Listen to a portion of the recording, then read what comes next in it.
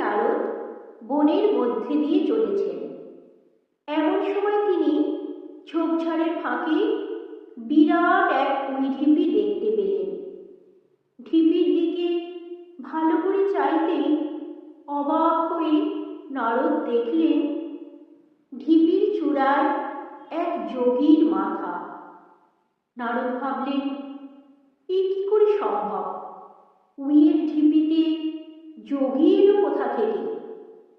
নারদ আরো কাছে এগিয়ে গেলেন এবং কি আশ্চর্য, সত্যি এক যোগীর সারা দেহ ঢেকে গেছে উই পোকার জড়ো করা মাটিতে।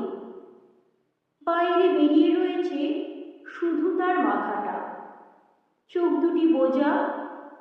নারদ চেঁচিয়ে ডাকলেন, তুমি ঢিপির ভিতরে বসে কি করছো?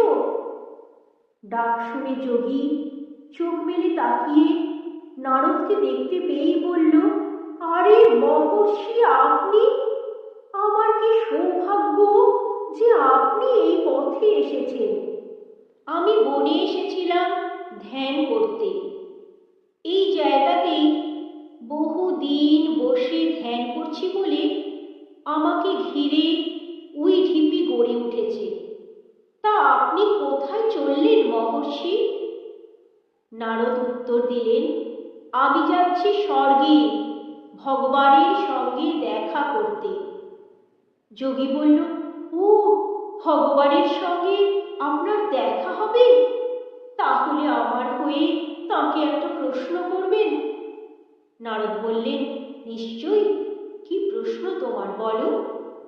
যোগী জবাব দিল, ভগবানের দর্শন পেতে হলে আর কত কাল তপস্যা করতে হবে যাতে বারবার আমাকে জন্মাতে না হয়?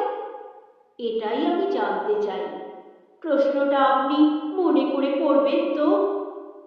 হ্যাঁ হ্যাঁ, নারদ আশ্বস্ত করে বলেন, ভগবানকে আমি ঠিক তোমার কথা বলবো। নারদ তারপর বনপথ ধরে এগিয়ে গেলেন।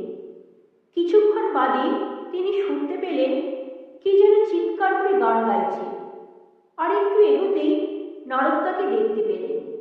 এক যোগী লাফাচ্ছে, গাইছে আর নাচতে নাচতে ঘুরছে।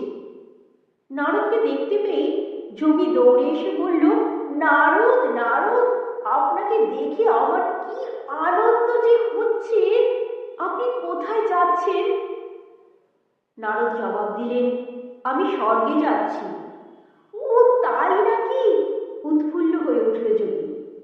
তাহলে আমার একটা উপকার করবেন? হ্যাঁ নিশ্চয়ই, বললেন নারদ। স্বর্গে গিয়ে তোমার জন্যে কি করতে পারি বলো? যোগী বলল, নারদ, আমি জানি যে ভগবানের দেখা পেতে হলে আমার মন পবিত্র হওয়া দরকার। আর যতদিন তা না হচ্ছে ততবার আমাকে জন্মাতে হবে। কিন্তু ঠিক কতবার আমার পুনর্জন্ম হবে সেটাই আমার জিজ্ঞাসা। দয়া করে এই কথাটা আপনি ভগবানের কাছ থেকে জেনে নেবেন। নারদ তাকে আশ্বাস দিয়ে বললেন, অবশ্যই, আমি গিয়ে ভগবানকে তোমার প্রশ্নটা করব। নারদ তারপর বনের মধ্যে দিয়ে হাঁটতে হাঁটতে অবশেষে এক সময় স্বর্গে গিয়ে পৌঁছলেন। সেখানে তিনি কিছুদিন কাটিয়ে আবার মর্তে ফিরে এলেন।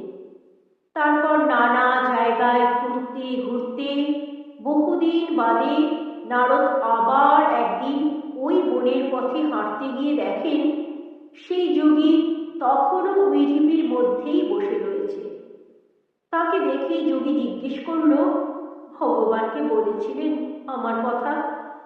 নারদ বললেন, হ্যাঁ বলেছি।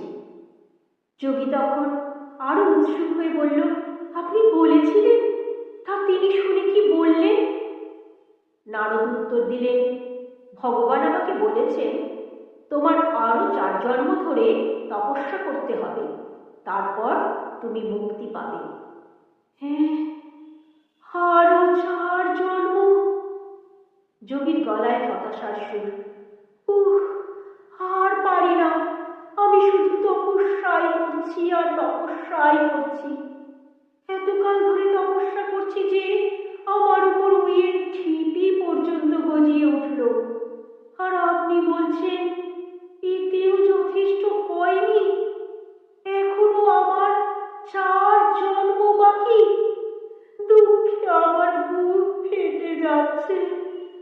যোগী কাঁদতে শুরু করল।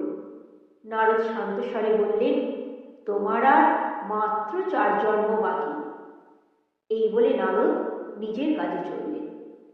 কিন্তু কিছুটা যেতে না যেতেই দ্বিতীয় যোগী, যে মহানন্দে গান গাইছিল, সে এবার নারদের পথ আটকাল। সেও প্রথম জনের মতোই জিজ্ঞেস করল, ভগবানকে আমার কথা বলেছিলেন? নারদ বললেন, হ্যাঁ বলেছি। গায়ক যোগী উৎসাহিত হয়ে প্রশ্ন করল, ভগবান কি বললেন? নারদ তখন একটা তেঁতুল গাছ দেখিয়ে বললেন, এই তেঁতুল গাছ দেখছো? এর যতগুলি পাতা আছে ততবারই তোমাকে জন্মাতে হবে। তারপর তোমার চিত্ত শুদ্ধ হবে ও ভগবানকে দেখতে পাবে। আহ, কি আনন্দ! চেঁচিয়ে উঠল গায়ক যোগী। নারদ, আপনার সংবাদে বড় খুশি হলাম। এত তাড়াতাড়ি যে ভগবানের দর্শন মিলবে ভাবতেই পারিনি। এই সময়টা তো কিছুই না, আর তারপরেই তো আমার মুক্তি।